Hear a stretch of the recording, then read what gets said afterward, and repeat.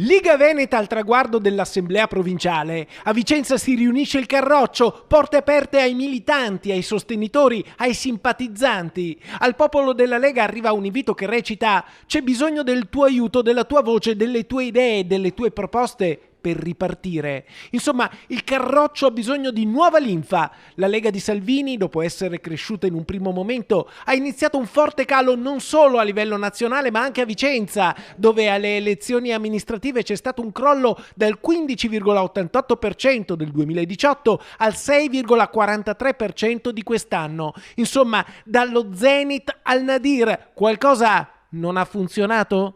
Non credo proprio, assolutamente, anzi basta vedere questa sala, ma anche basta vedere gli amministratori che abbiamo nei vari comuni, nelle città, ma poi se penso Però anche... È una Lega in calo, è una Lega in calo. No, non è in calo perché siamo stati poco sopra al 10-11% ai massimi storici della Lega storica, della Lega Nord, quindi non siamo così in calo come si dice, abbiamo un sacco di amministratori. Grande protagonista dell'Assemblea di Vicenza, Giampaolo Gobbo, che con il suo nome ha scritto la storia della Liga Veneta, un protagonista della grande epopea politica del Carroccio sin dalle origini del movimento. Oggi chi meglio di lui può giudicare e raccontare la nuova Lega? E lui lo fa dispensando carezze politiche. Si parla di coraggio, ho sentito la parola coraggio, la parola identità, eccetera. L'unico segretario di partito da ministro della Repubblica è sotto inchiesta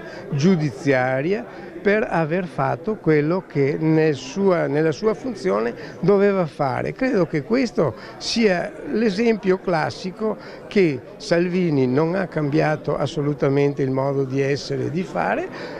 Il partito si è evoluto, il movimento si è evoluto, non è chiuso solo al nord come si è detto prima, è di tutta Italia perché in questo momento ci vuole anche l'Italia. Quindi non è cambiata assolutamente la nostra storia, c'è una genesi. E in Italia oggi la grande battaglia si chiama autonomia, una riforma che il Veneto chiede con forza. Prima del presidenzialismo che vogliono i Fratelli d'Italia passa prima l'autonomia perché è una legge ordinaria, quindi su questo siamo speranzosi, dopo siamo noi che ci siamo già presi anche abbastanza cose, quindi non è questo, anche autonomamente, senza autonomia la Regione Veneto vedo che ha delle caratteristiche abbastanza complete.